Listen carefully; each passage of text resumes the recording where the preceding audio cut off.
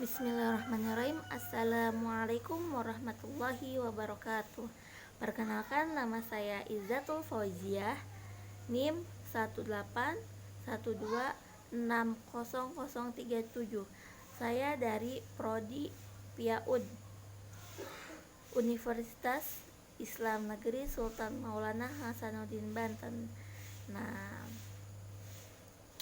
di video ini saya akan membahas materi yang berjudul implementasi kecenderungan pembelajaran anak usia dini pada perencanaan pembelajaran. Kita belajar tentang pengertian perencanaan pembelajaran dulu ya. Jadi, perencanaan pembelajaran itu suatu kegiatan yang dirancang atau direncanakan dalam hubungannya dengan proses belajar mengajar atau pembelajaran. Untuk apa? Untuk mengembangkan, mengevaluasi, dan pemeliharaan situasi dengan fasilitas pendidikan guna pencapaian tujuan pembelajaran. Nah, jadi perencanaan pembelajaran itu kegiatan yang direncanakan ya, ada fasilitasnya, terus pencapaiannya itu sesuai tujuan dari pembelajarannya itu.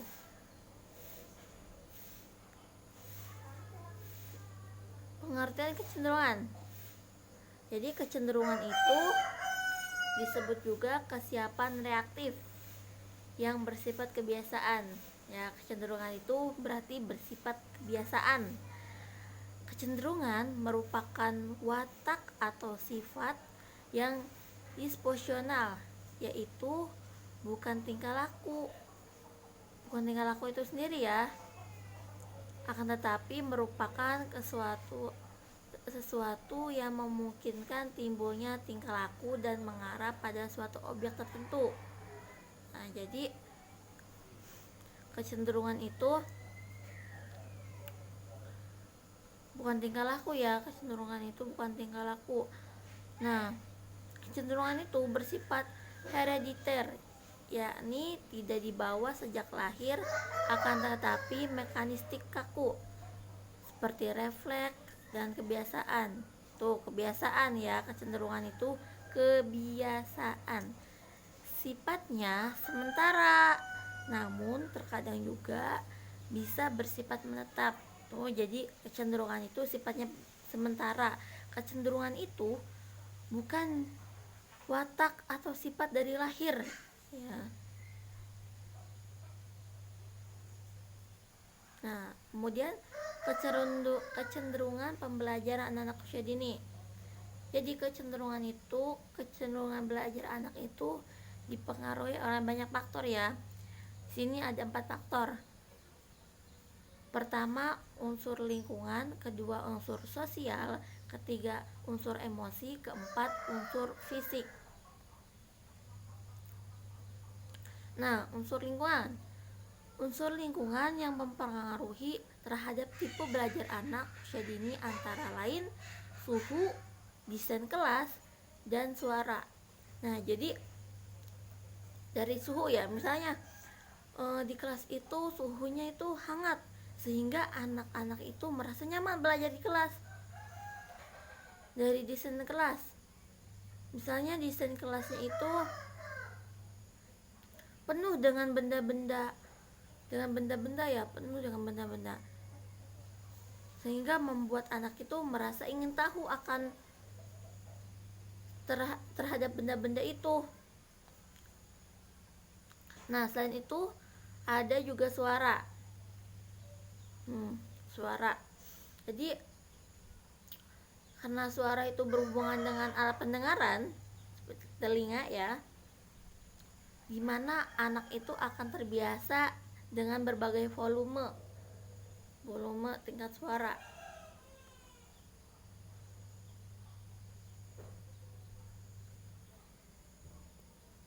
Yang kedua ada unsur sosial.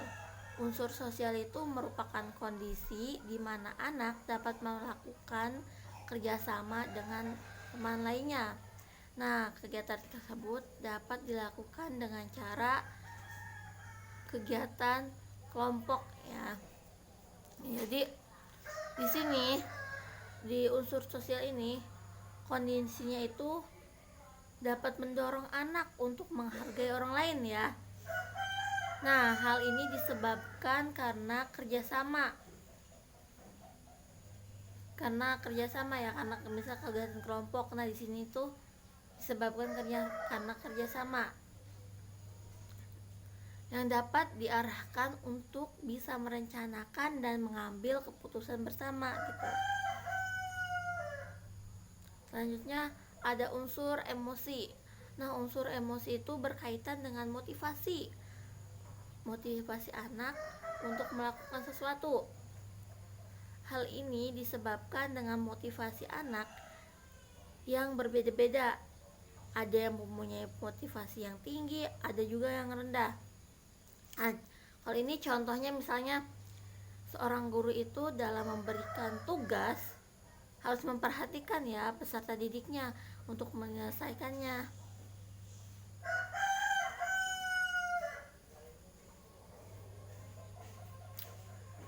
Yang keempat, yang terakhir, unsur fisik.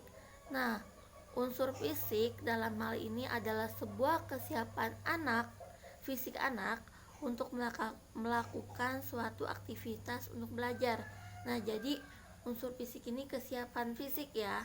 Kesiapan fisik ini berkaitan dengan aktivitas yang dilakukan oleh anak dalam kecukupan kebutuhannya dalam sehari-hari ya, dalam belajar gitu. Selanjutnya, implementasi kecenderungan belajar anak usia dini. Nah, mengimplementasikan kecenderungan belajar anak usia dini itu memiliki salah satu ciri, yaitu konkret. Artinya, anak usia dini belajar dari hal-hal yang nyata ya, yang ada di lingkungan sekitar mereka. Melalui pengelolaan lingkungan belajar yang menyenangkan dapat membantu perkembangan belajar anak usia dini lebih optimal. Jadi, kecenderungan belajar anak itu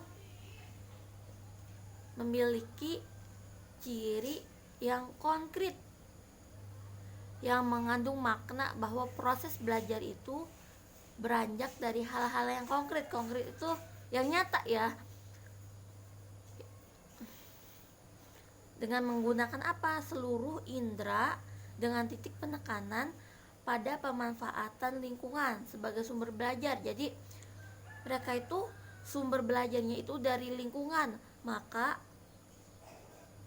perlulah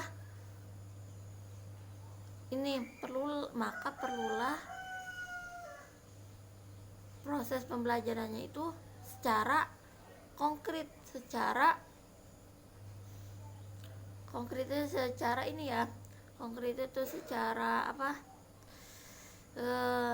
nyata ya. Bendanya itu nyata, bendanya itu ada, bendanya itu aslinya gitu. Jadi di sini guru itu menjelaskan bahwa anak itu belajar yang aktif, maka perlu didorongnya dalam mengkonstruksi pemahaman dunia di sekitarnya, sehingga anak-anak itu memberi kontribusi proses pembelajaran dalam diri mereka sendiri ya, saat mereka berusaha untuk memberi makna atas pengalaman keseharian mereka. Jadi karena perencanaan pembelajaran melalui pengelolaan lingkungan yang ada di sekitarnya, insya Allah dengan ini belajar anak akan lebih optimal. Cukup sekian dari saya, kurang lebihnya mohon dimaafkan. Wabillahi taufiq wal hidayah. Wassalamualaikum warahmatullahi wabarakatuh.